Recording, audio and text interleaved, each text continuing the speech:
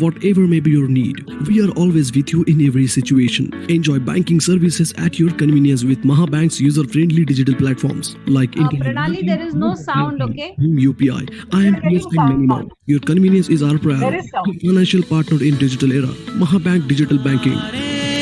Bank bank of Maharashtra.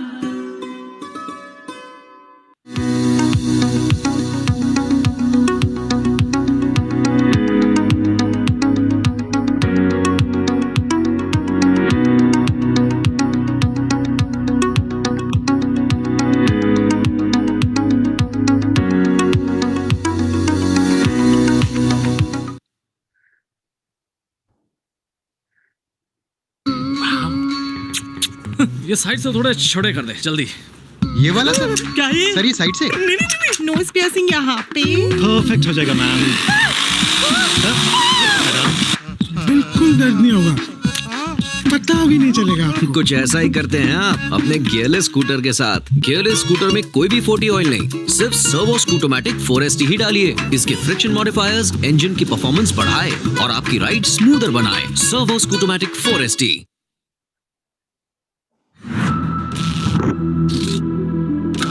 Today I am on 100 and tomorrow I start from 0.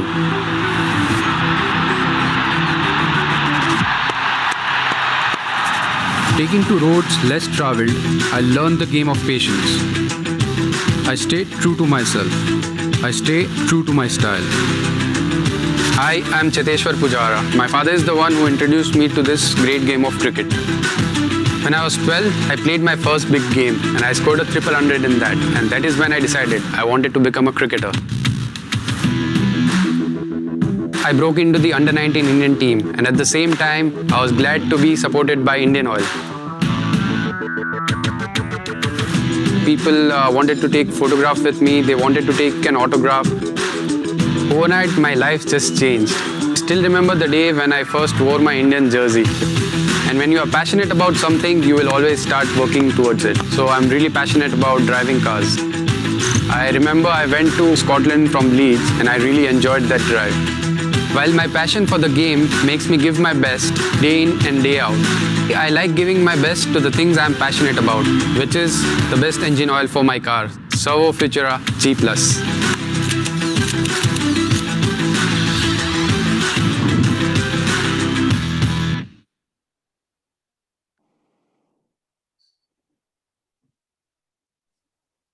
Which is a part of the International Conference on the Pandemic. So we've had a wonderful day and a half of discussions and debates on various aspects of the pandemic. One keynote, 2 plenaries, and several technical sessions where we had students, undergraduate and postgraduate students, academicians, independent researchers, and teachers from across the world participate in this technical session. And here we are for yet another one panel discussion. A panel discussion with experts in their own right. So I would like to introduce the members of the panel. So I'm going to do this the way I see you on my screen. So Dr. Prashant Warrior is co-founder and CEO of Cure.ai. Prashant, if you can raise your hand. A company that develops solutions, artificial intelligence solutions for radiology interpretation, which are now deployed in more than 28 countries. Cure.ai solution portfolio is discussed on improving health outcomes in ICU and emergency room care, as well as in the global health domain, addressing disease areas such as trauma, stroke, lung cancer, tuberculosis, and of course, COVID-19. So Prashant is an expert in the field of artificial intelligence and deep learning, having architected and commercialized AI solutions in retail, consumer products, logistics, advertising, and fashion verticals prior to the founding of Cure.ai. In 2016, he was named as one of the top 10 data scientists in India. I think you should take a clap for that from all of us. Prashant founded an AI-powered advertising technology firm, Imagna, which was acquired by Fractal in 2015. Prior to this, he has played different roles, including chief data scientist at Fractal and senior data scientist at the SAP Labs. Prashant is a member of my extended family.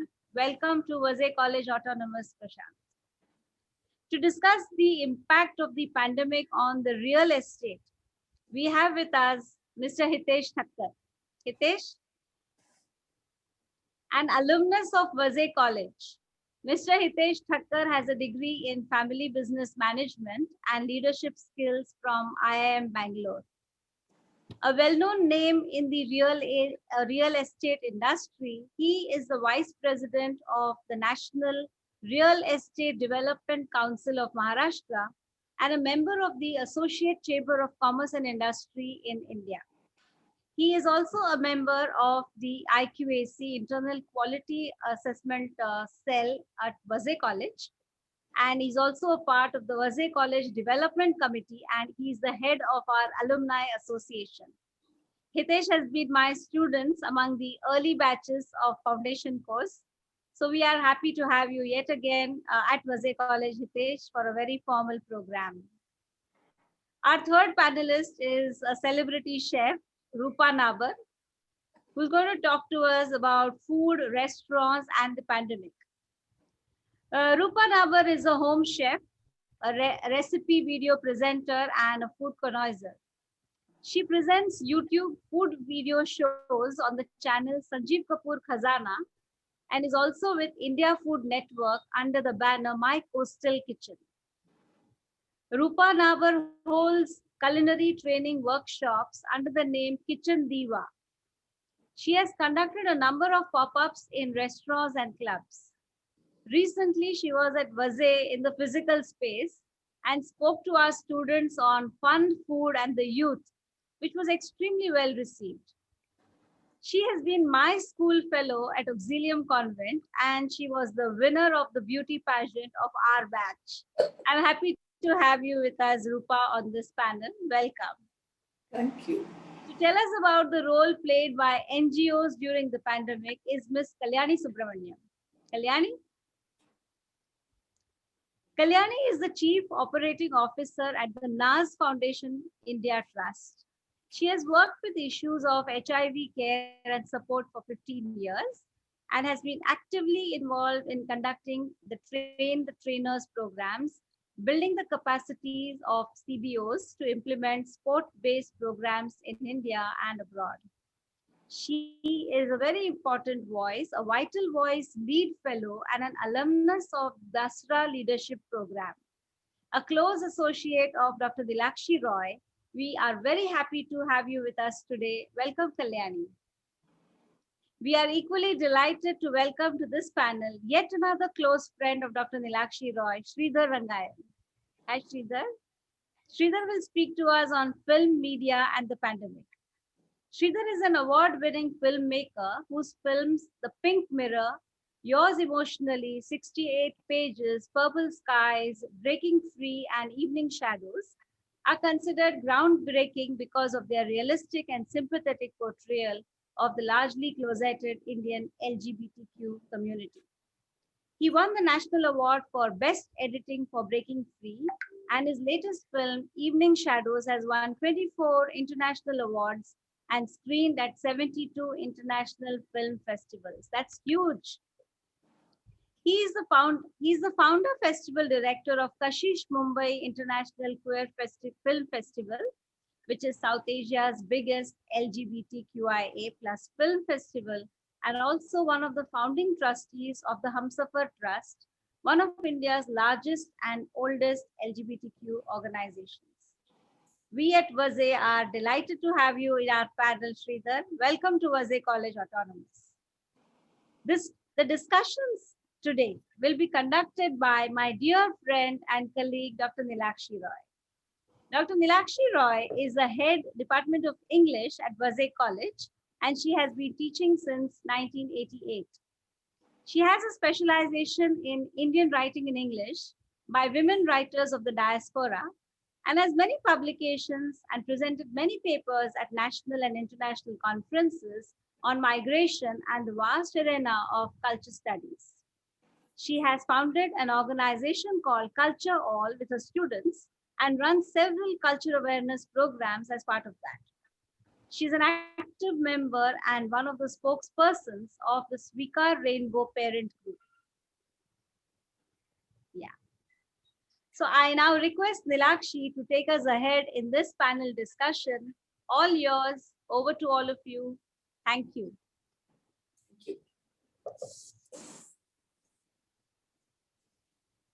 Sorry, I was muted.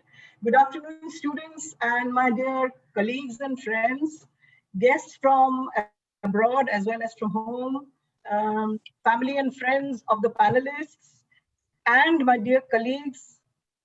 Very, very good evening, almost, late afternoon. This panel is something like a respite from all the heavy academic deliberations that we have had.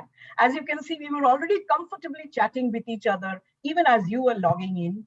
We are friends, and we are here to chat about how to get back to the future. Okay, the title of the panel is Back to the Future. Probably none of us would have imagined that within the span of a year, we would traverse so many spaces, so many time zones, yet locked in the seclusion of our homes. Just emerging out of the shadows, we are taking baby steps into the future. Into the future or back to the future? Like the famous Lee Zemeckis film starring Martin Fox about time traveling. What are we going to do? Towards this future we are marching. Each of us has changed somewhat. Each of us has been compelled to look at the other afresh. The panelists of today's discussion, therefore, are all going to do that. They are going to take stock. They are going to take a hard look, introspect, and share with us their many experiences and learnings. I must share with the panel and the audience, if they are new here, that since yesterday, as Preeta said, we have been having the most invigorating deliberations by scholars and experts. And this panel is to be the culmination of what some of the scholars like Scott Slovich, Suresh Chandran, and Martin Beck brought to the floor of this house. This is what we really wanted out of this two-day conference. Questions and answers. Questions on sustainability, the environment, pedagogy, in the academia, science and technology, health, medicine, public policy, human rights, and all dimensions of the coronavirus disease. All of these have been raised. Some of these have been answered. However, life goes on, isn't it? What about life itself? What about our roti, kapda, and makan? Art, film, and life as we live it every day. Today's panelists are all experts from this vast arena we call life, and will share their lived experience during 2021. I will just lead them on to share as much as they possibly can in 1.5 hours, dear friends. They won't answer any of your questions directly. Maybe if there is a time, maybe one question each per panelist. I'm just saying in a very soft voice, but they will be responding to each other whenever they like to during the deliberations and just after, thereby enriching your listening and learning experience. So let us begin. We had decided on something like in some kind of an order, pretty random, but just based on some idea of convenience for the participants to know when their turn is going to come. So we will begin with Hitesh, the Makan fellow. Okay, Hitesh, your deliberations. What is going to happen now is that each of these specialists have experiences from level 0 to level Z. Okay, so they have really diverse experiences and insights into every aspect of their domain. So I invite Hitesh to share some of the experiences of the lockdown in the 3 areas that we discussed earlier. You're muted, Hitesh. Please unmute yourself. Thank you, Nilakshi ma'am. And it is a great opportunity to interact with the industry leaders from the different fields and different arena. And all under with the training of Preeta ma'am and you, what we have learned in 1993. Yes. So the real estate has been playing a wider role and bigger role during the pandemic situation because everyone, we were locked in a home, and home is a real estate. So you can't run away from a real estate. You can't run away from home. The demand for real estate has grown since the lockdown has opened in June 2020. And the labor force has started coming back. They're working with full trust. The consumer side has improved a lot. The sentiments are improving. The market force is on full speed now. The real estate, even though it may sound like an 1 crore apartment or a 50 lakh apartment, people think that where the money comes from. The money is there with the people. Someone has it on the upper pocket, someone has on the lower pocket, but the money is there with the people. To kindly brief you about the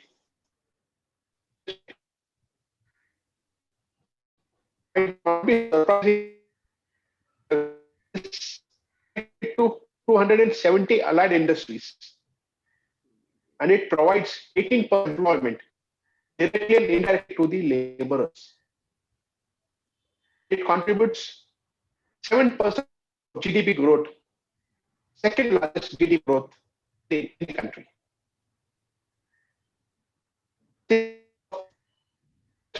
Ever found, because I'll not curse any or I'll not blame any the paper investment or the gold investment, but this investment you can feel and you can touch it. Real estate is not limited to housing. It is also the office space, retail space, IT space. My friend Prashant Warrior, he knows, he's well aware of the spaces required for IT servers and everything. Without space, you can't do anything. And finally, to conclude, yes, there were hiccups and hurdles during the pandemic situation. The laborers were on the edge of moving to their native places. They were feeling unsafe in cities. Yes, we developers have helped them at an association level. None of the labor was unpaid in the pandemic situation. We were made sure that we should pay each and every labor.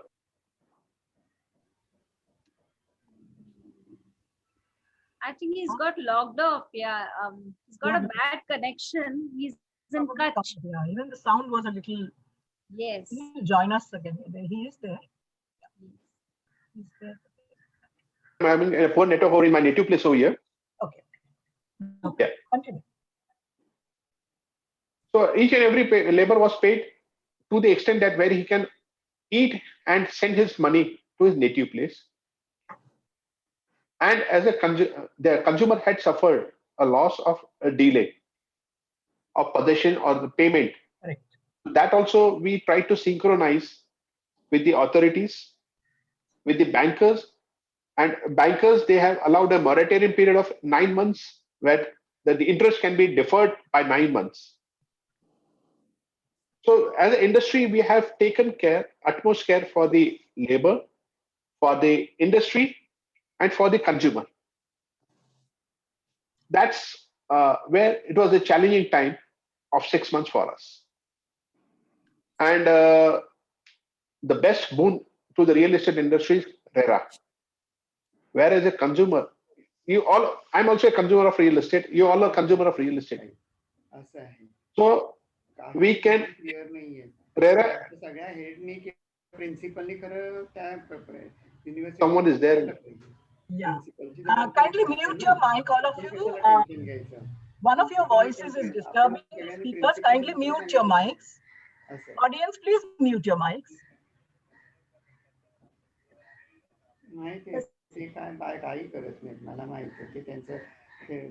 Girish, kindly mute your mic. I think so. Pranali can do that. I'm calling him. Ma'am, I have already unmuted everyone centrally. No, I mean Muted. Yeah, now it is fine. So RERA is an mechanism, government mechanism, wherein a buyer can satisfy himself or herself by visiting the website or getting the information before buying the product. That is the biggest advantage which government of India has given to a buyer. So there are earlier there was a mechanism that after the damage you need to approach the court and you need to go to XYZ authorities. But now before buying, you can be assured that this is the product I'm looking for. These are the approvals. This is the title of the property. So I'm satisfied. I can buy the property. That is a great. Yes. Yes, ma'am. Yeah, I will share with you that I have been one of the beneficiaries of the efforts made by the real estate industry. I have taken possession of my house in the lockdown. Okay, back in Pune. First was e-possession, and then we could actually go and take possession, and everything was safe and no contact and arranged very, very nicely. I think everyone is taking efforts, and that must be noted. Yes. That must be taken on board. Yeah. Yes, ma'am. Okay, so That's what it was. It was great interacting with you people. I might lose my network because of the poor connectivity over here. yeah, then In case I get dropped out, I'll reconnecting again. what I would want you to tell us in the next bout is, of course, that what are Yes, your ma'am. biggest takeaways and learning experiences. So remember that, and when you log in, then you can share. Sure, sure. I think I will now like to talk to the beautiful Rupa.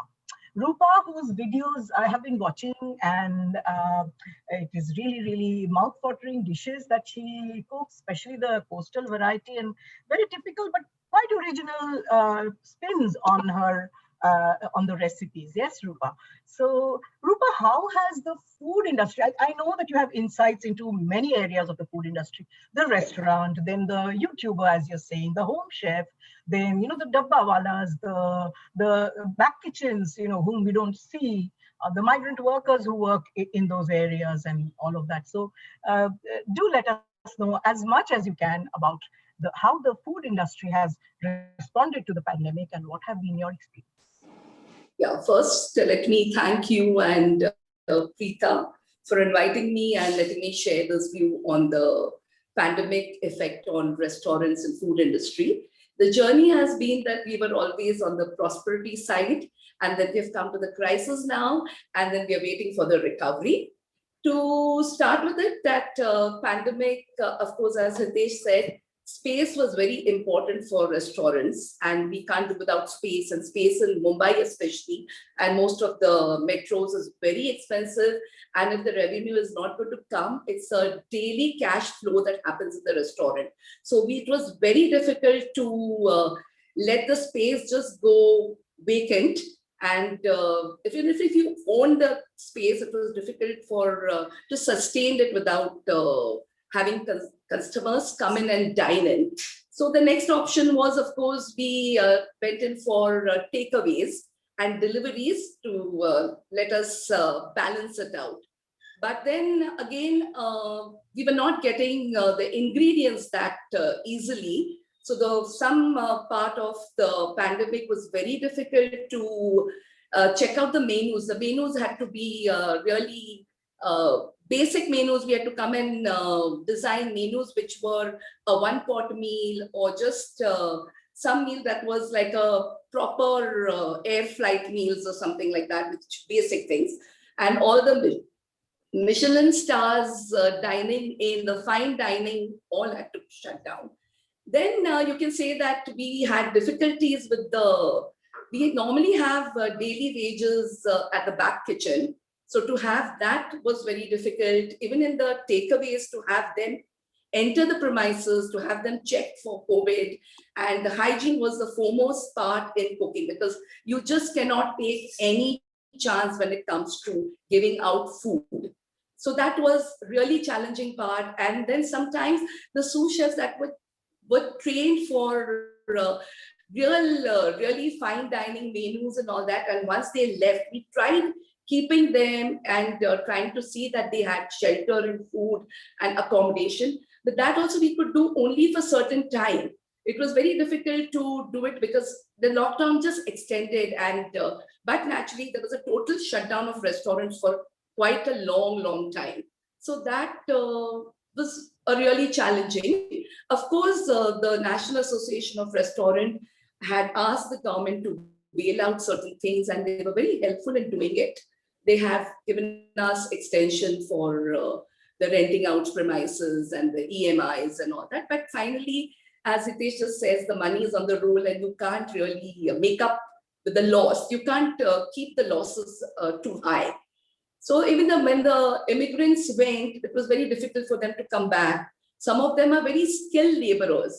So you can't retrain them. They've been working on some restaurants, and especially the restaurant is a cuisine specific restaurant. Some of them are trained for many years. So to suddenly get them off your payroll and then get them back and train new people was very challenging. You can't really churn out the same dish that the consumer is looking forward in your restaurant, or your the brand has to be kept. You have to look at your brand and you have to see that you don't spoil your name. So it was best to get local ingredients. That was a new challenge, that we had to then forego our exotic, because there's nothing coming from abroad to have fine dining cuisines there. So it was nice that the local ingredients were given the forefront, and we started curating menus with local ingredients, and all the grandmom's recipes entered into big restaurants too, like khichdi, and even this, the simple rotis, sabji, parathas of different sort started getting delivered, and people were really enjoying them also. Then it is that the social distancing, once it started opening also, we had to keep the social distancing and not having more than 50% capacity.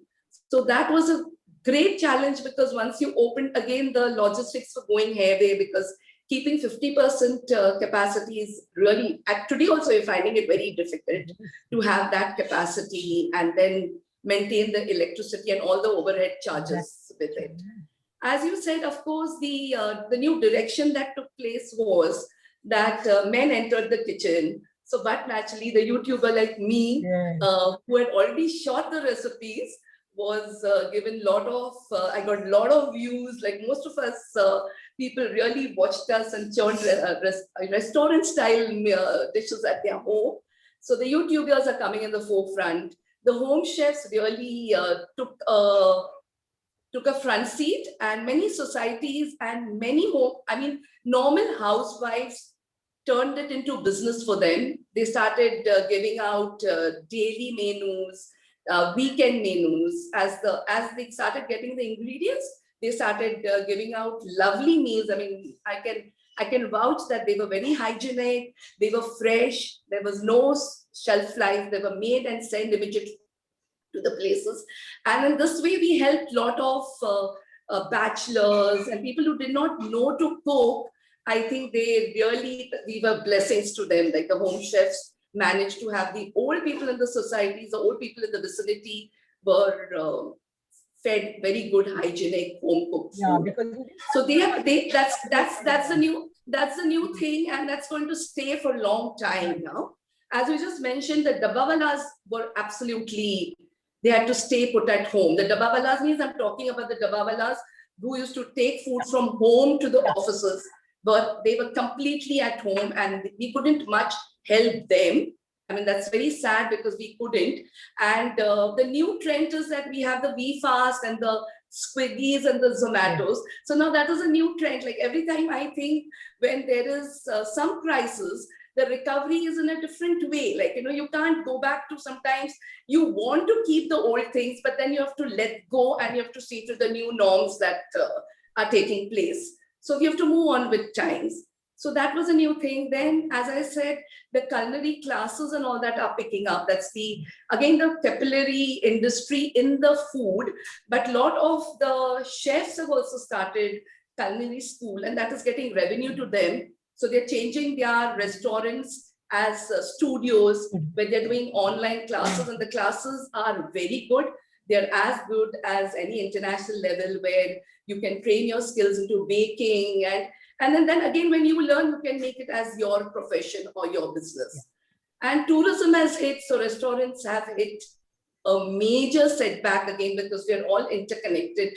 So once tourists have a large, they make a big percentage of fine dining and the Indian cuisine, like you did definitely come out to the country to try your food. So that's a major.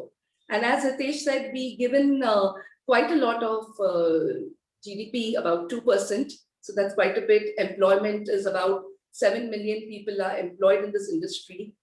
And then we have to take the new direction is that again, small meals are, I mean, every home was cooking also small meals. So now the restaurant is trying to curate menus because again, the menus have been, you have cut down on the menus because we cannot have that many workers working. So the menus are almost made 50%. The capacity of sitting is 50% in the menus.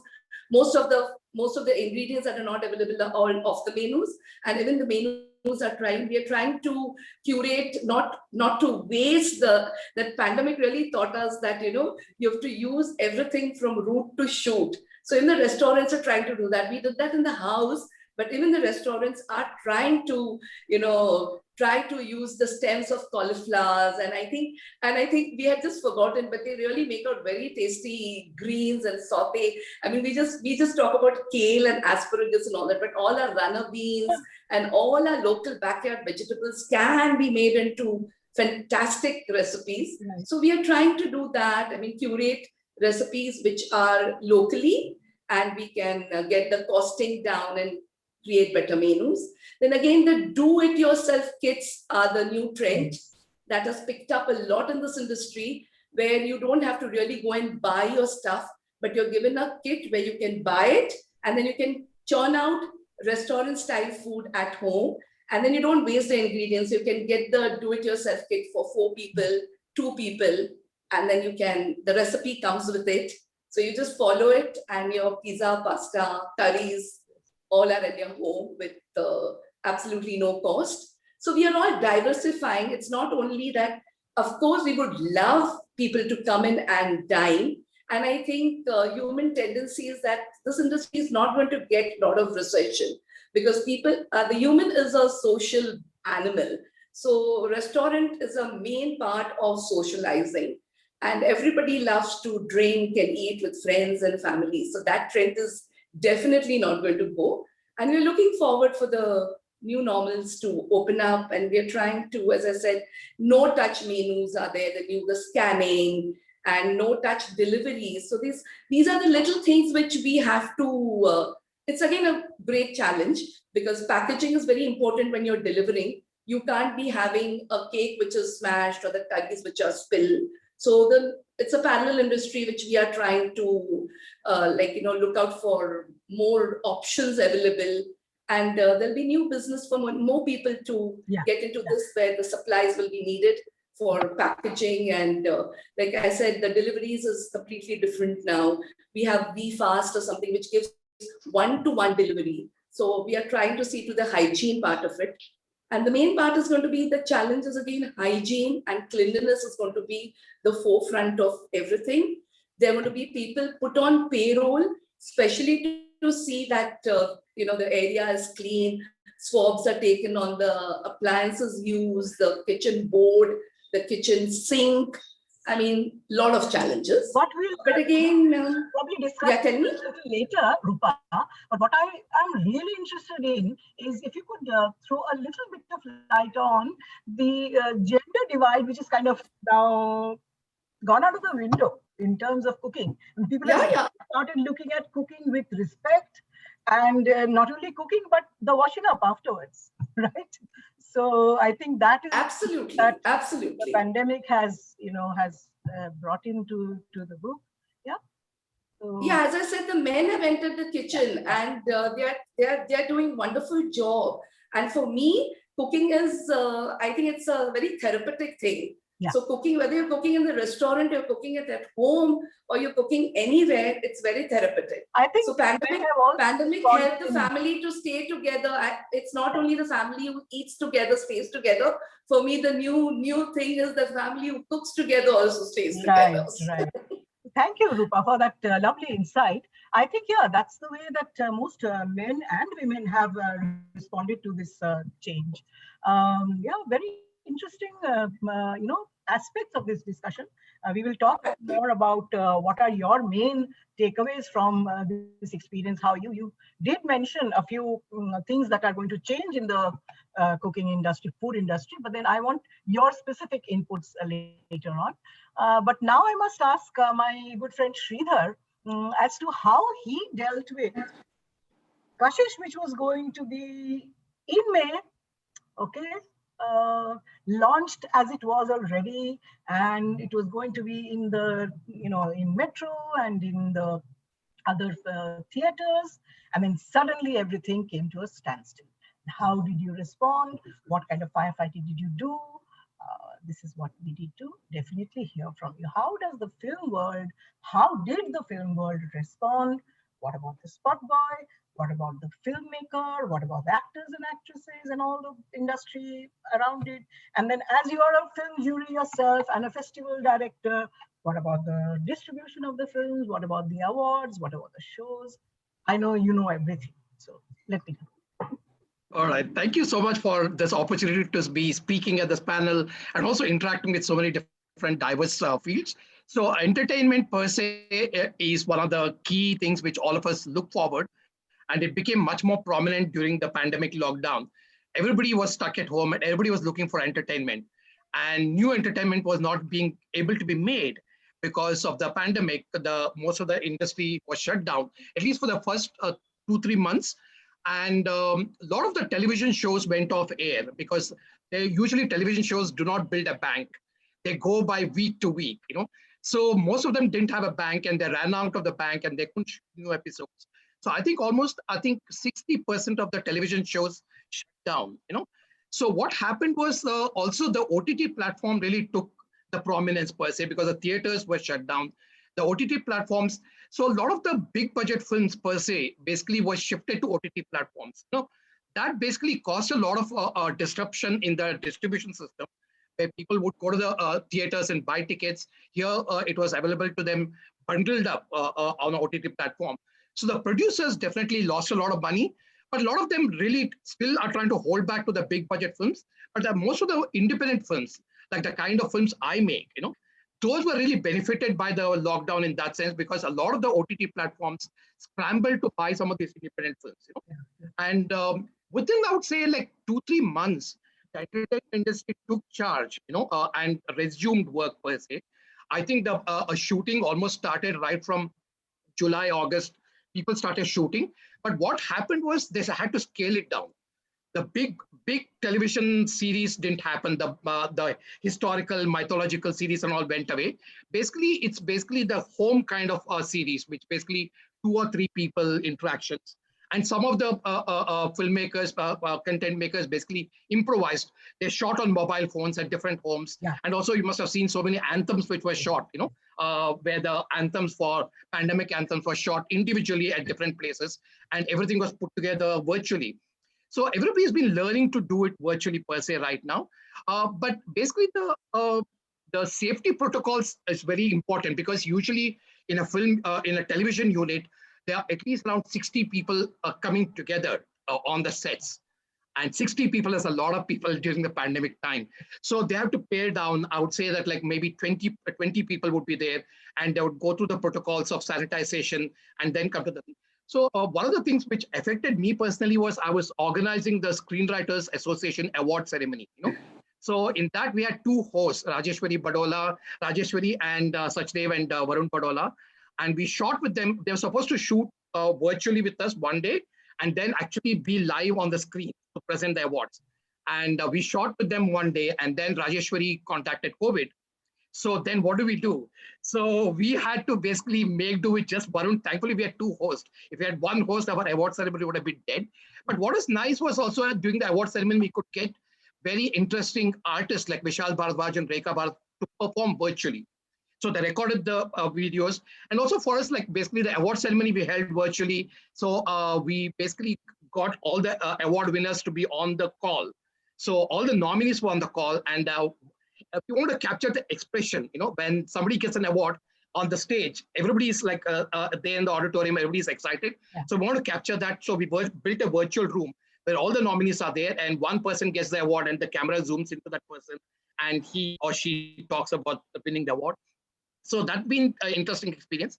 But basically with the film industry shutting down and the television industry coming to a standstill, some of the actors basically have deep pockets primarily, I mean, they managed to survive. But what has been the bane was basically the spot boys, the light boys, the camera technicians. They suffered the worst because for them, it is rosy roti. They earn by the day. They don't have a fixed salary. Most of them earn by the day. If they don't go to work, they don't have bread at home. So most of the people, even the makeup artists. So I know that a lot of people basically went back to their places. So the whole migration which happened from Bombay, a lot of the people were from the entertainment industry also, not just factories. And that basically they got back only around September, October, they managed to come back, the industry started. But I also know that like a couple of my actor friends committed suicide because of lack of work.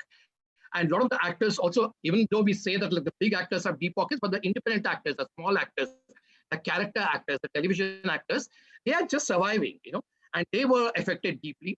And the other people, I would say that like I'm part of the entertainment industry and also I'm also part of the LGBTQ community. So I just want to touch upon that aspect also. The LGBT community suffered the worst because a lot of them who are not out to their families and they were locked down within their family setup had no possibility to be able to express their own gender or sexuality. And because they were not out to their parents, they have to hide the thing. So it was a lot of mental trauma. I know that like mental health counseling was very necessary for a large part of them. And the worst hit was the transgender community. So people who the transgender community was staying at home were hit because they were not able to reveal their identity. But the transgender community was staying outside the homes. They didn't have any methods to sustain because they basically were into begging and sex work. And both these options were ruled out completely during the pandemic. So also the delivery for their ART medicines, a lot of them were HIV positive, the ART delivery systems, all that has to be put into place suddenly. A lot of the organizations like NAZ India and Humsafar Trust came together to kind of raise finances to help the LGBT community. But it was still not very enough, I would say that like a lot of people did contribute, but the transgender community was one of the worst hit. So we at Kashish Mumbai International Queer Film Festival also donated to 5 organizations. We set up a Kashish We Care Fund, and basically one of the things was interesting was like most of them we were giving daily rations or stuff like that. But one of them we donated to buy a paper making plate machine, paper plate making machine, and that was interesting because again, the transgender community had set up idli and dosa making during the pandemic. And these paper plates were made by the transgender community itself, and they basically were using that paper plates to distribute food. So I've been kind of observant. I've not been touched myself because I've always worked from home. I've not like really been one of those office goers. So I've been working from home. I've stayed at home. But I think like, for me personally, I've been working too much during the lockdown. I think I don't know what your other experiences are. I'm working more than all of us. Working too much indeed. Oh, look at I know. Yes.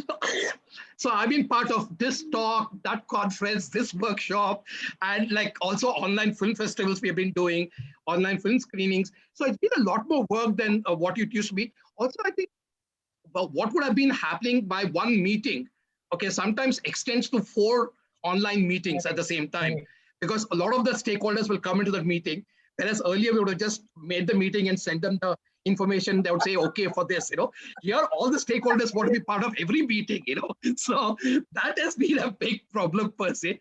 So, but it's been a good survival. I've not been able to make any new films over the last 1 year, and that's been a bit of a setback for me because I had a project which was supposed to be shot in Canada and India that is on hold. Also, the documentary project which I was supposed to shoot is on hold. But my film festival work, Kashish work has been happening. We have been conducting regular online screenings, So these are some of the experiences. I can talk about the takeaways later. But thank you for this opportunity. Yeah, thank you. I must also share that Sridhar has been one of the co-founders of Speak Our Rainbow Parents. And just like he said that, there has been a lot of activity in certain areas, even among the Rainbow Parents, a lot of membership has increased. A lot of people have come out into, to their parents, and there have been a lot of new memberships in the organizations, which is a good thing, I would say, because if people are staying at home and with their parents, they had better express their their identity and feel comfortable with it. So yeah, I think now let us move on to Prashant, who is going to take us to a totally new and a totally unique area of experience, not familiar to most of us. So it's not that he's just an IT guy, he is also at the thick of things today, because he's dealing with artificial intelligence and the COVID, the situation, the radiology-oriented, understanding of COVID and diagnosis, I think, and other interventions. So over to you, Prashant. Thank you, Neelakshi ji. It's an honor to be here speaking along with this august group of speakers. So thanks for inviting me to speak here. I'll talk about my experience, with COVID. So I'm Prashant Warrior. I'm co-founder and CEO of a company called Cure.ai. And we interpret radiology images. So the X-ray that you take or a CT scan, we interpret those scans using AI. So we can automatically identify tuberculosis, COVID-19, lung cancer from chest X-rays. Similarly, from head CT scans, we can identify trauma, bleeds, stroke. So basically, related to trauma of the head or stroke. So those are the things that we're looking for there. And then we have a bunch of other solutions. But basically, we are building an AI radiologist, and product is now in about 35 countries, and multiple products. All of our products are in about 35 countries. We touch about 10,000 lives on a daily basis. So we are processing about 10,000 of these scans on a daily basis. And so I'll talk about our journey. So when we started, when COVID hit us last March, towards the early part of last March, one of the first things was that, we work with so many hospital groups, we work with so many NGOs, governments around the world, and practically everybody started focusing on COVID. So our core business, which is working with these organizations on TB, let's say, or on stroke or trauma or lung cancer, all of that basically got paused. So we were at a point where, we were running a business, and we had actually just raised some capital from a venture capitalist organization called Sequoia Capital, which they raised some capital in February, and then March came about, and we were like, it's going to be shut down. A lot of these organizations were shut down for a while, or at least they were shut down, but only focusing on COVID. And so one of the things was, how do we sustain, first of all, how do we sustain our business during this period? Second is obviously working from home. So because we could not really, go to the office, so all of us were working from home, which actually is okay for a tech organization like ours. We are all working on the computer all the time. Everything is AI, everything is remote, in fact. So for us, it was not very difficult to adapt to work from home. So that was easy. But then I think one of the things that we, were thinking about is how do we, grow this business in this period, right? And also, looking at how we can actually solve for COVID. Because initially, during the initial days, testing was not available everywhere, and this is across the world. Even in countries like Mexico or Italy, testing was not available. In India, Bombay, for example, for the first several months, we had about 4,000 tests done per day, even lower than that, maybe about 1,000 tests done per day. And you had to go to certain hospitals to get that testing done. So we were figuring out how we can expand that testing capability. And one of our solutions is that we can interpret a chest X-ray. We can identify a lot of different kinds of abnormalities, about 30 different kinds of abnormalities from the chest X-ray. So we said, can we use this AI technology for interpreting other kinds of abnormalities, and can we then train it to detect COVID from the chest X-ray? And we did that. So first, starting from maybe about 5th March or so, first couple of weeks, we figured out how to repurpose that algorithm to be able to detect COVID-like abnormalities on a chest X-ray. So what it can do is, rather than doing a PCR test for everybody, and which is the swab test that you do, right? You can now, what you could do is you could do an X-ray, and based upon the X-ray, if the X-ray is positive, you could then go and do a PCR test. So you can reduce the number of PCR tests that are required. And that is what we started doing. We're working with BMC. So BMC deployed us across a lot of the hospitals, BMC hospitals. And we're doing this across the world also. We're doing it in Pakistan, of all places. We're doing it in Italy, Mexico, and so on. I'll talk about some of our experiences with BMC. So, I mean, we are not, I mean, all of us are in our company, we have some doctors, but mostly it's technology individuals and people who have trained in data science or engineering, and that is the kind of background that we have. We're not really used to, I mean, facing disease straight on. So initial days of COVID, I mean, I remember a lot of us had to go into the hospital, into Kasturba Hospital, which was one of the places where they were testing for COVID. And that was the only place actually where you could get tested at that point of time. And I mean, we had to go and deploy our algorithms there. We had to go and deploy in so many hospitals around Mumbai. And it was actually scary because, I mean, now, of course, we are used to COVID and we know that COVID is, of course, I mean, it's a tough disease, but I mean, you can come out of it, right? Obviously, I mean, you have to be careful, but you can still survive.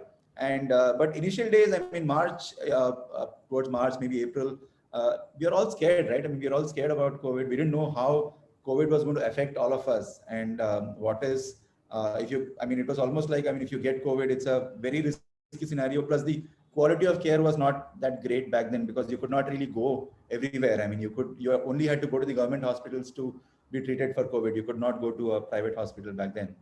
So it was, I mean, scary. And I mean, as a technology individual, I mean, we're all quite scared that we had to interact with these doctors. And one of our team members, I mean, had a very interesting experience. I mean, he had to go to Kasturba Hospital over and over again to actually deploy our solution there and to train people how to use our solution. And the apartment complex that he was living in, they told him that you really cannot come back here because you are going to Kasturba Hospital every day. We think it's very unsafe for all of us.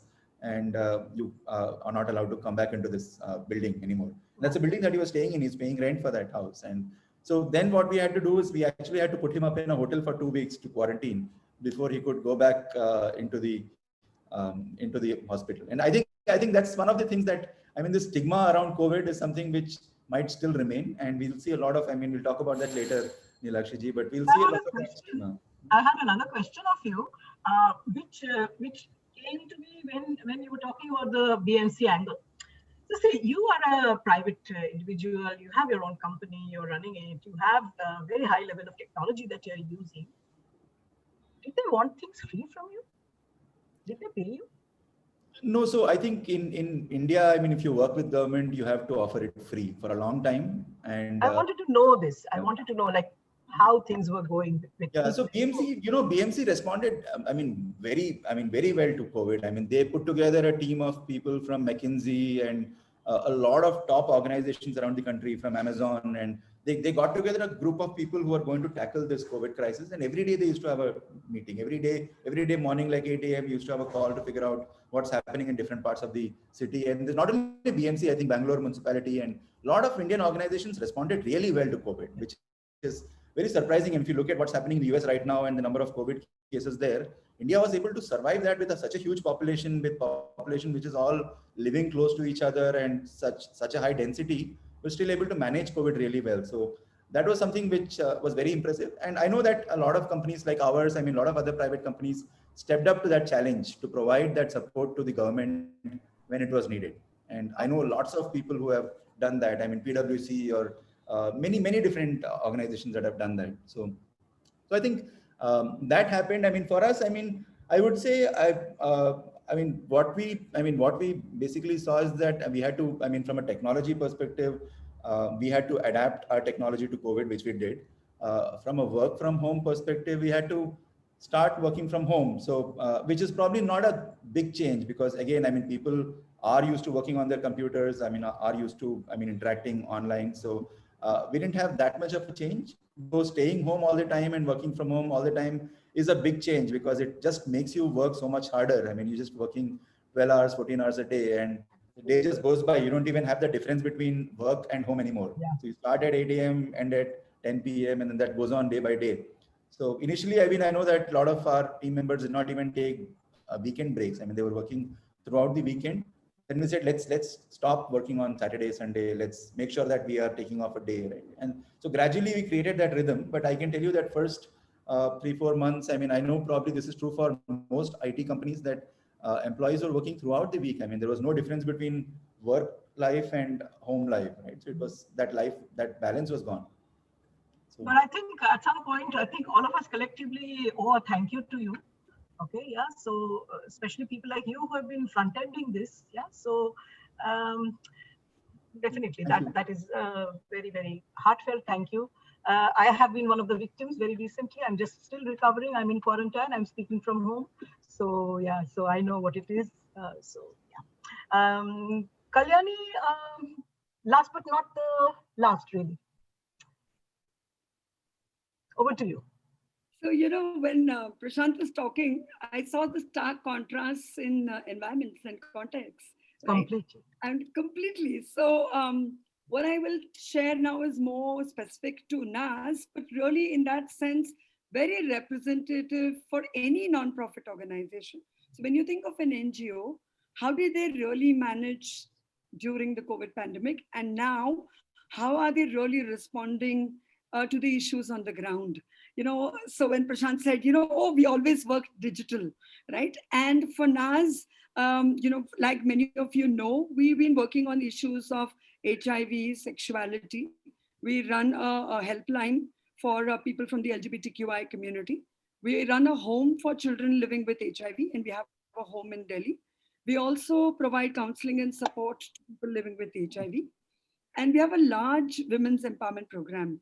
And I'm focusing on the large because each year we reach out to 20,000 adolescent girls from economically marginalized families. So these are in municipal schools.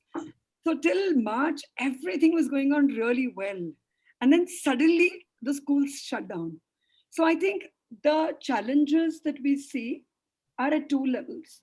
One is, what are the challenges that the communities are facing? So when you talk about people living with HIV, you talk about the LGBTQI community, or even the marginalized adolescent girls, how has their life changed?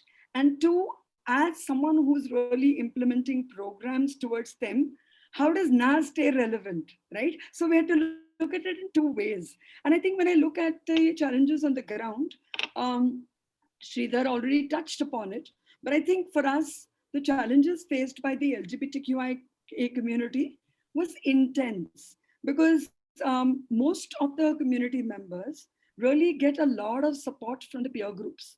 So there are a lot of like this, Swikar Rainbow group. The individuals also have those safe spaces. So there are hundreds of small groups where individuals step out. They can be who they are without any judgment, without any pride, even if it meant that they had to cross-dress, just being who they are. And I think the lockdown really ensured that they couldn't step out. So actually what happened was the number of calls received on our helpline magnified. And strangely, our helpline was in our office and we couldn't do the calls from office. So we actually moved in where we shared our numbers and the personal numbers of staff served as the helpline, and there was no end. People called it at all hours. So we had calls for people who were facing that, my family is harassing me now. So that issue of marriage, which was not an issue before, now like you're sitting at home now, what are you doing? Why aren't you married? Why isn't there a job? Or why would you dress the way you are? So I think just the harassment which the community faced and the lack of understanding on the behalf of the parents, because they were not seeing this facet or this side of that individual. So actually the LGBTQI community saw a lot of stress related to also suicidal ideation. We had to refer a lot of people for mental health counseling to psychiatrists online because they couldn't step out for help. And also the transgender community, which Sridhar also spoke about, it was so strange. I remember this incident that in Delhi, the Hijra group, went to collect food and the distribution center said, you don't have a ration card, we won't give you. So they also had challenges around discrimination because of who they were. So we got an SOS call to say, can you please help in to get rations for this community? Because just because we're Hijra, now we're not going to get ration support. So I think just the magnitude and the sensitivity we don't see these issues because we are so far removed. And I think that community, the way COVID affected them was also very, very unequal in that sense, So also, if you look at people living with HIV, I know the hospital. Share that story, Kalyani, which you shared with me. I can. So actually, people living with HIV, they really bank on the public health care system. So many people are on regular antiretroviral therapy, and the government systems are working fairly efficiently, I must say. But they need to go in every month to collect their medicines. So most of the hospitals have really tried their best. They said, you don't need to come in, you send your prescription, we'll ensure that you collect medicines for a longer period of time. But just the lack of access to hospitals, we don't realize it because we all decided that common colds can be dealt at home. But what happens when people show up with tuberculosis? What happens when people need blood transfusions? What happens when people are taking treatment for cancer? So actually, I think that's where the inequality and the way the pandemic affected the communities was seen more starkly. I remember this family where, the husband, wife, both of them are living with HIV. And they have 4 children. And the eldest daughter, who's 13 years old, who's not HIV positive, she was diagnosed with tuberculosis. And the father also was diagnosed with TB at the same time. And unfortunately, the child got admission in the children's hospital in Delhi. And they said, they had to plead, fight. We had to get an MLA referral because they said, we don't want people to come in because there's a risk of COVID. But the child would not survive. So the child got admission in the children's hospital. And at the same time, the father needed hospitalization and he was admitted in the adult hospital, which is 25 kilometers away from the children's hospital. And there's this one care provider. And it was so difficult for this lady. And we tried our best. I mean, we went through all our networks. We said we'll pay double, but we couldn't find a caregiver to provide care to the father, the husband. Because typically in a hospital, you have these paid caregivers. You can pay them amount and they come and help you. But in the TB hospital, because of the risk, nobody was willing to step in. So, I mean, it was so difficult. We tried the best to get the child shifted to the adult hospital. And they said, she's too small. She cannot receive treatment here. And of course, the father couldn't go. And I think that whole piece of not having an ambulance, there were no ambulance services. So they were not willing to come in just to take them to the hospital. The child needed platelets, and just organizing platelets at that point of time, especially when we were during the pandemic, was extremely difficult. And after a 2-week period, actually, unfortunately, the lady lost her husband. He died. And, we were also talking about what kind of grief counseling were we going to do?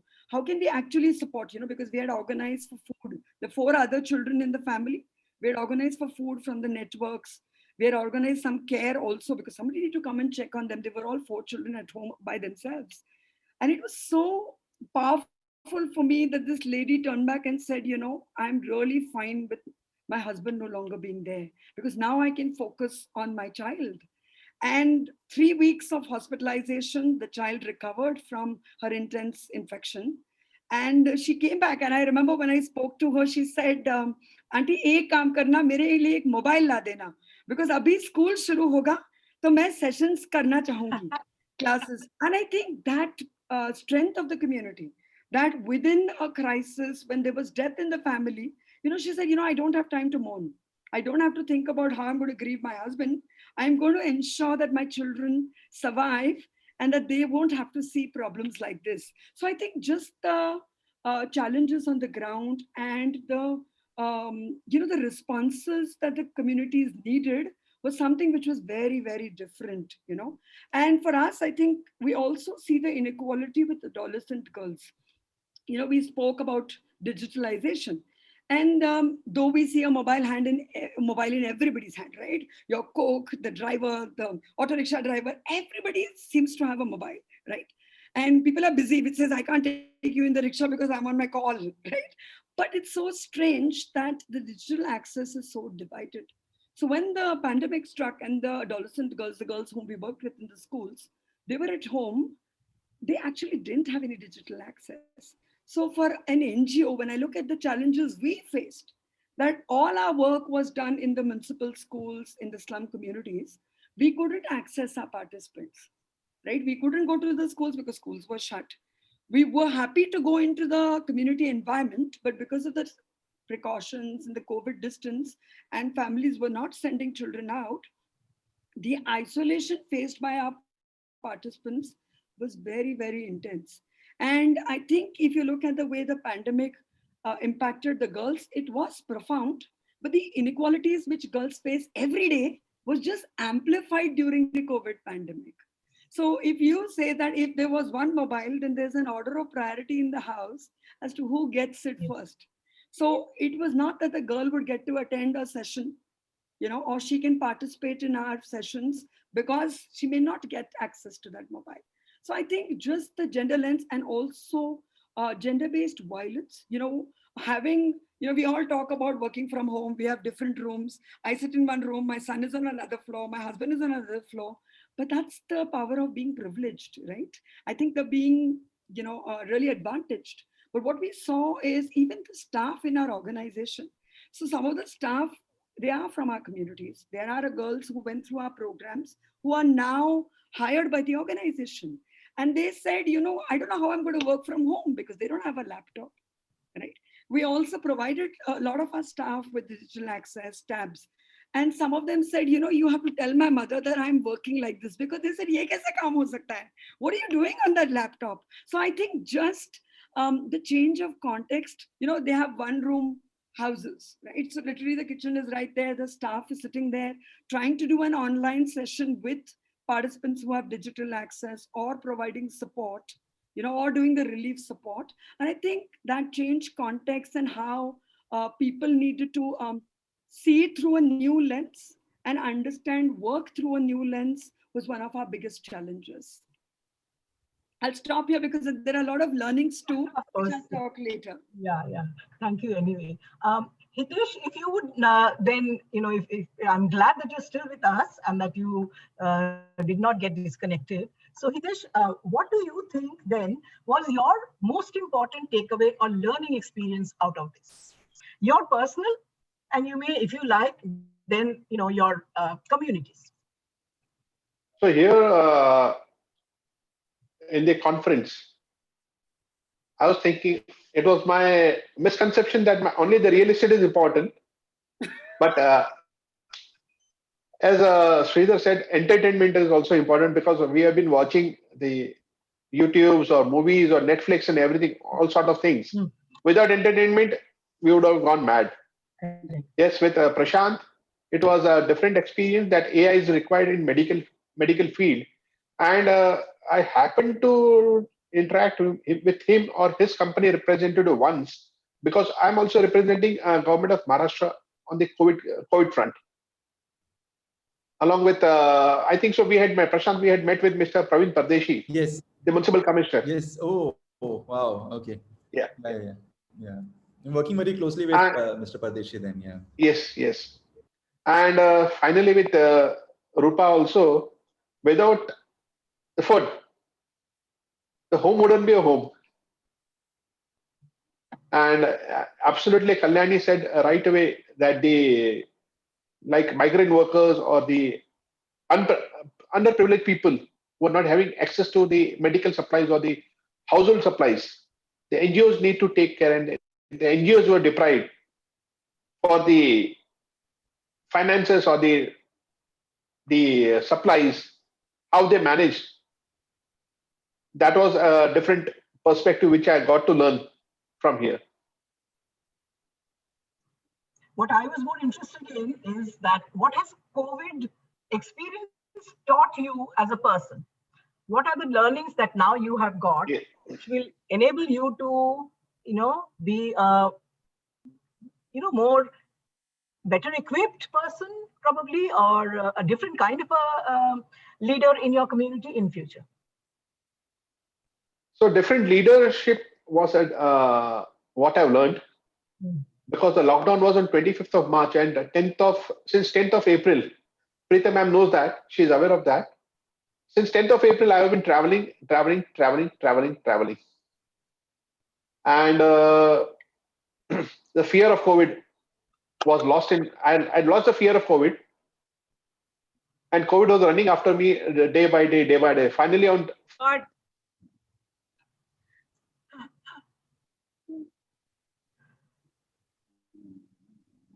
I think we again lost him. Yeah. He will come back here. Yeah. It's good that Hitesh kind of addressed himself to everyone else, responded to all that you said to each other. You can also, yeah. Sorry. Yeah. We lost you for a while. Yeah.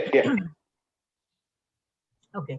Yeah. Thank you for bringing all this perspective together and, take your learning of, out of this conference, placing that on the forefront. That is something new. Okay, when a panelist himself says that he has learned so much, that really speaks very, very well for the panel. And thank you all of the distinguished guests for, being so frank and so forthcoming, sharing your deepest personal experiences here on the forum. I still want to, push things a little more and get stuff out of you so that, our student audience learns how to cope with challenges just by listening to you. Yeah. So Rupa, what have you learned as an individual? Not just as a YouTuber, not as a person who allows creates experiences of food. Not someone who's associated with Sajiko. Not as that. Just as an individual, what have you taken? Which will probably help you to transform your profession or your passion subsequently. Rupa, you need to unmute yourself.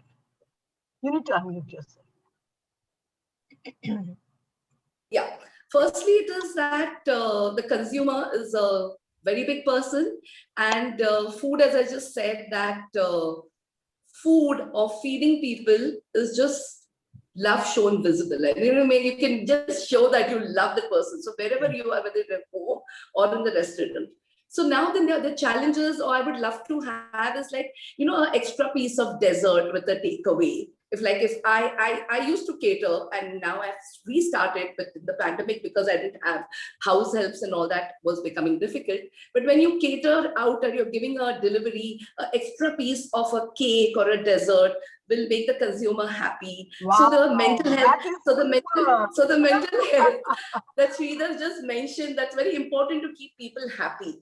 So like try and I have started putting beautiful pictures on Instagram. So it is just like the social media keeps the person happy, and food really is one primary thing that makes everybody happy. So I'm going to try and see that these little things are going to get us into the new norm in the happy mood. Like, send some freebies to people, friends, bake things. And in general, the government also should give some subsidy, which UK was doing it when they opened, like, some percentage which gets borne by the government with the consumer, because consumer is also having the tight strings. The persons are they're not very happy to open and fine dine and pay for you. So then some person can be borne, maybe, I don't know how much it's challenging for the government, but that's the new norm we are looking out for, like, bridge out things between the consumer and the restaurant or the. For me as a YouTuber, I'm waiting to go back, not yet gone back to the studio, because as Sridhar said, it is the daily laborers are, they're not being checked and all that. So having them, and we have studios which are really small. They show, we look very glamorous on the screen, but otherwise we are in a room of 10 by 10 with 5 people. So the social distancing and all that is not really taken care of. Hygiene is going to be the foremost in any kitchen, whether it's a home kitchen or a commercial kitchen. The new trend that we are looking out is the cloud kitchen that has come up in this pandemic, and it's going to be for a long stay. That is, there was home chefs which were cooking from home, very limited menus, and then the restaurants, just because they had shut down, were doing the deliveries. But now this cloud kitchen is something where you can invest in a kitchen only, which only delivers. So they're going to be various menus, and then it can be kept on. You can hire the kitchen also for some time. Okay. So it is, there are going to be different cooks and different restaurateurs who can hire the kitchen for 1 week or 2 weeks and then churn out menus at that time. So it's very lucrative for the people who don't afford rent, or people don't have storage space for keeping their like meat and everything. It's a big backhand. You require a lot of things for handling food because it's very perishable and everything has a short. So we are working out on all those new things. Then of course I will not forget the culture of India, that is the street food. We have to take care of them. We require a lot of people like Kalyani who will help out with the the not so privileged people. We have to do something about them of getting hygiene, getting them licensed, and I think the government has to look into the culture of street food eating and get it in a different level where it is appreciated, because India is known for street food culture and we cannot forget and we cannot get them wiped out completely. So that we all are looking forward to trying to place them and have them permanently and teach them hygiene, which is going to be so very important. And again, as I said, many people survived on their, when the home maids were not coming at home, but I know families and I know so many celebrities who have survived with the home maushis and all that, cooking in their house and sending them dabbas when the pandemic was very, very strong, where, I mean, the groceries were not available, nothing was available. They had really managed to keep them, for their daily meals. So this is the new thing that the underprivileged people have to get into the forefront. We all have to get together and see that this is all into a loop. We all have to work together and get it on a bigger platform. So that's lovely. Very, very nice, very relevant, very important conclusions. Hitesh wants to add an industry experience and then we move on to. Yeah. So it's extremely sorry to interrupt in between because of the connectivity. An industry experience, what I learned from here and what I've been learning from the pandemic, it is none of the industry is independent. It is interdependent. Correct. None of this industry cannot function on its own, but with the collective connectivity. It is collective connectivity. It will run. Indeed. If without Rupa, without Kalyani, without Sridhar, or without Prashant, my industry, real estate, for example, it won't work. If the need for the space is not there, why should I construct? Wow, that is a really, really very, very important, I mean, almost home truth. It really makes you realize that, we are all so interconnected, though we are actually so different from each other. Yes. Okay. So, yeah. So, ma'am, I'm taking leave because I have to start back to my native place again. Yes, thank you, ma'am. Yeah. Thank you. Bye-bye. Every discussion, and today was no exception. Thank you so much. Sure. Thank you very much. Yeah, Sridhar, what would you like to add as what is your personal takeaway, biggest one? My personal takeaway basically is like, I'm so surprised we never thought of it earlier, that we could work virtually, I mean, all of us like spent years and years traveling to meetings and back and forth and doing so much of work, and I just don't understand why we didn't think about that we could do it virtually. So the new normal would be where you're going to be a hybrid model, where we're going to be virtual and real interactions per se. In terms of entertainment field, basically, I think the content will become the king, not big extravaganzas. If you make good content, even if it's just 2 characters or 3 characters done with a minimum crew of 20 people, the content will survive for sure. It will reach out to a large person. So I think the focus is going to be on content, better content, not really extravaganza. So the star system might collapse a bit. I don't know how it's going to work out per se, but I still think that the theater going audiences would like to see it on the big screen. But a lot of the audiences have shifted to OTT platforms. Yes. Now the new regulations coming even for the OTT platforms, it's going to be a big dampener. I don't know whether you've been watching the news. So the OTT platforms are also going to come under censorship kind of review, So we don't know what the future for the OTT platforms have. Having said that, basically, like the film festival, which I'm going to be running, Kashish, it's going to be online again this year in May. So I invite all of you to join that, of course. But also we thought of it as a hybrid. We thought we'll do a 2-day event in May at the theater, but he's sounding really difficult because I think now COVID is really heightening right now in Maharashtra and Mumbai. So I think there's going to be a further lockdown. So one of the key takeaways also, like I think from an organizational perspective, we always have to have surplus funds, which we never think about. Like, I mean, you just like live, okay, yeah, especially the kind of organization I work with, the money has come, we spend on the project. So we don't really build capital needs or infrastructural needs. So that's something I really think, like, what happens if like 6 months is shut down? How do you continue activities? You need to build surplus funds, that's for sure.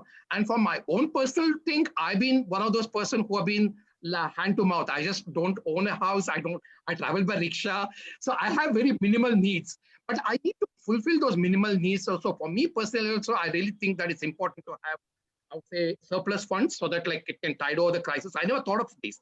I'm 59 now, but I just thought that like, okay, I need to be thinking about saving, anything. So, but I'm going to start seriously thinking about it. And also other thing which, something else came in my mind right now that slipped out. Okay, if I remember, I'll come back and say that. So I think mainly, I think we need to build surpluses. We need to be looking at hybrid models where it's virtual and real. Real interactions cannot go away for sure. It'll come back. You cannot just wish away that I'm going to live in my castle with my virtual world and be happy, because I'm not happy. I just need to meet people. I just, Nilakshi, I want to come and hug you right now, but I can't. Really. I mean, we all want to way too long that we haven't met, yeah? I know. Okay, carry on.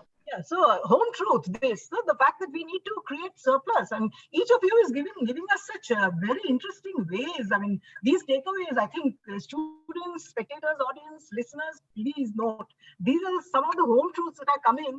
I don't think any of them prepared really for this. And then now they just suddenly realize that this is probably the most important thing. Okay, one of the things I remember was the other thing which was really important for me was like, I think, importance of mental health counselors.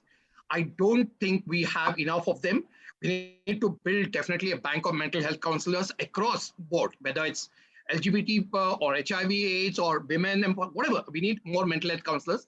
And also we need to remove the fear of going for counseling.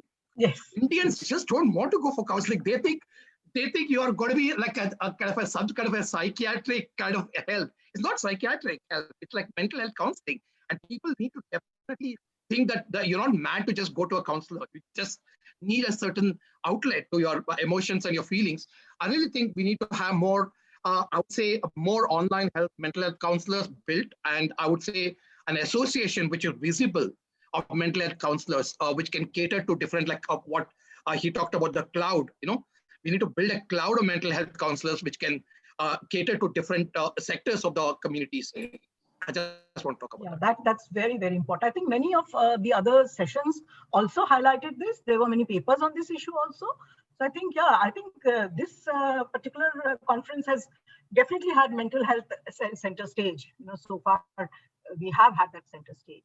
Yeah, Prashant, what have you personally learned from this? For me, I think there are two things. One is what Sridharji said, that obviously we can all operate out of home and work from home. And avoid about 2 hours of traffic every day by staying home. That's 2 hours of productivity that I've gained. And everybody, and people travel in Mumbai, and people travel 1.5 to 2 hours to work every day. And if you avoid that, you have saved that much, right? So obviously, that piece is important, that how do we operate out of home. And for a business like ours, what I have learned is, I think, and this also bodes very well for India, is that, we are, a global business, and we work with customers across the world. And unfortunately, because if you're meeting in person, if you have a customer in UK, the competitor that I have in UK might have a better chance of winning that deal because they are local and they can go and meet that customer there, or in the US, same. Right? Today, the whole world is equalized. I can talk to customers from anywhere from Australia all the way to San Francisco, and I start my day with customers in the eastern part of the world, and then end with the western part of the world, and that allows me to be truly a global company, and our company to be truly global. And we are, as an Indian company, we can be truly competitive in the global environment, global AI marketplace. And so I think that bodes very well for all the Indian tech companies, because now that world is truly flat. And you can operate out of India and be a global company. So there are many companies who have done that already, but I think that lack of, in presence, right? Hiring somebody in the US or hiring somebody in Europe or UK is expensive. I mean, it's much more expensive than hiring somebody in India. But I mean, we have salespeople in India who are able to now sell and make deals in all parts of the world, and that sort of makes it totally different now. And I think that's a harbinger for the things that are going to come in the future and how our economy is going to grow. Okay. Kalyani, what is it that you have personally learned? I think we are going to have like about 10 minutes for others to ask questions from the audience. So you can put your questions in the chat box and someone can monitor. I think it will be, who will monitor this? Preeta, who will monitor this? Nilakshi, we have only 5 minutes. 5 minutes, okay, okay. Kalyani. Yeah. So I think two things. One is just the need to really reinvent yourself. So actually what happens, it is also, it's there, and COVID really showed us that you're pushed to the limit, right? And I learned that really when I looked at the resilience of the girls we work with. So, we have an economic empowerment program, and they used to come to our center and go through sessions. And suddenly there was no center anymore, right? They can't come, they can't travel. So already parents didn't want the girls to travel because of mobility issues, you're not safe. So we had crossed all those barriers and convinced the parents that now the girls can travel. Hardly had all that happened, then all travel stopped completely, right? That was one. And two, which companies are going to hire these girls? So all the sectors that we thought were relevant earlier, right? Retail, that they would go to the banking sector, they'll step out for front office jobs, they'll do selling of products. None of those companies were going to hire our girls anymore. And we really thought that was the end of that work of ours in itself. Yeah, but I think the resilience bit showed up, and it was to say, how are we going to reinvent ourselves? That if this is going to be the context, that the market space has changed, where people are going to be hired has changed, then how do these girls stand a chance? So how do we say it's going to be really equal for them? And we had to think, so just providing digital access to the girls, reworking with the families on saying, yes, she's not going to go anywhere, but the skills that she now needs are going to be very different. And actually, strangely, in the lockdown, so many of our girls got jobs. So, I mean, that was really it took the cake, because that showed us that it is saying that how do you come out with a newer version of yourself, and what are those strengths that you're going to play to? So I think at all levels, the thing is that challenges will come, but how are we going to really focus on bringing out the best? And what is that new version of me for anybody is really what is important. The second takeaway was something which Sridhar mentioned, that we were able to see this phase only because of the staff in the organization. So, most people say, Acha, NGO staff hai na, so that's what you always do, right? You always provide services. So if there's a counseling, what's new? If there was someone in hospital, what's new? So I think just the fact that we take it for granted on how much we can care, that we stop caring about ourselves. Like we said, I don't ever think about it. Someone calls me at 11 in the night. I'm like, yeah, okay, now what's the problem? We'll address it, right? But that becomes so ingrained in our psyche that we stop really caring for ourselves. And I think what the pandemic showed us was most people stepped up in leadership.